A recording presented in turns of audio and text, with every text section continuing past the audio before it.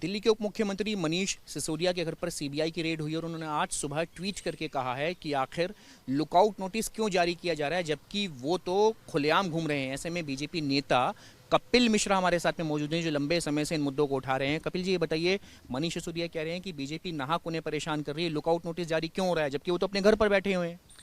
मुझे लगता है क्या दिल्ली के शिक्षा मंत्री इतने अनपढ़ हैं या इतने मूर्ख हैं कि उनको लुकआउट नोटिस का मतलब नहीं पता।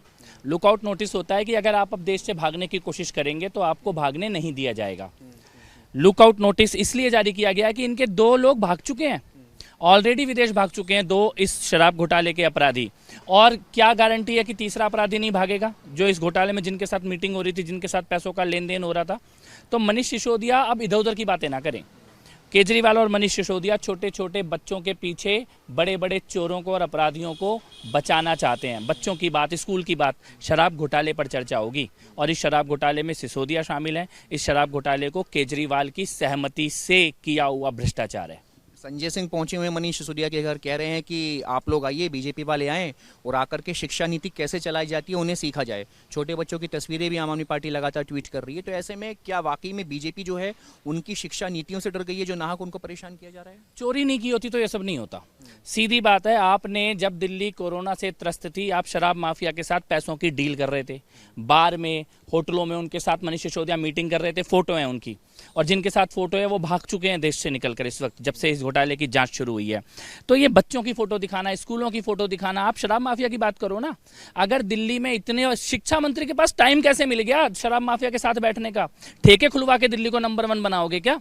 ड्रग्स में दिल्ली को नंबर 1 बनाओगे क्या? बच्चों को नशे के गड्ढे में ढकेल के नंबर 1 बनाओगे क्या? संजय सिंह अपने बच्चे को खड़ा करेंगे ठेके में, केजरीवाल अपने बच्चे को खड़ा करेंगे ठेके में, तो हमारे बच्चों के गलियों में, स्कूलों में ठेके को खुलवाए जा रहे हैं उनके सामने। ये सवाल आज पूछा जाएगा। आप दिल्ली में आपने ट्वीट किया है कि आप अभियान एक शुरू करने वाले हैं, आम आदमी पार्टी सरकार के लिए नुक्कड़ सभाएं करेंगे, जनसभाएं करेंगे। क्या है वो अभियान? हम 100 नुक्कड़ सभा जनसभा दिल्ली में करने जा रहे हैं। आज से इसकी शुरुआत है। मैं अभी बुराड़ी जा रहा हूं इसी प्रकार की एक जनसभा करने के लिए। केजरीवाल, सत्येंद्र जैन और मनीष सिसोदिया के एक एक भ्रष्टाचार और घोटाले पर दिल्ली की जनता से, दिल्ली की सड़कों पर इस बारे में संवाद होगा।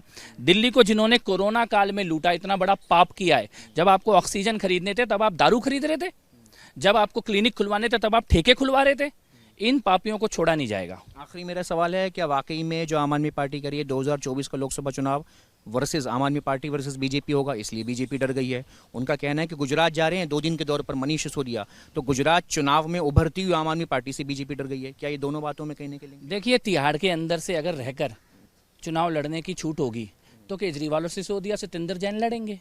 तिहाड़ के बूथ में वोटिंग करने की छूट होगी तो तिहाड़ के बूथ में वोटिंग करेंगे। उनकी लोकप्रियता बढ़ी है तिहाड़ में, कैदियों में, अपराधियों में, चोरों में, क्योंकि कह रहे हैं ऐसे नए नए तरीकों से भी चोरी होती है, नए नए तरीकों से भी घोटाले होते हैं, तो उनकी बहुत लोकप्रियता है। जहां उनके फैन हैं, जहां उनके चाहने वाले हैं, उस प्रकार के चोरों और अपराधियों की मंडली में तीनों जाने वाले हैं, वहाँ चुनाव लड़े, अध्यक्ष बने, तिहाड़ कैदी संघ के अध्यक्ष बने, तिहाड़ कैदी संघ के प्रधानमंत्री, मुख्यमंत्री, जो बनना है बने। केजरीवाल, सिसोदिया जी, नियति निश्चित है, चोरी की है तो जेल जाना पड़ेगा।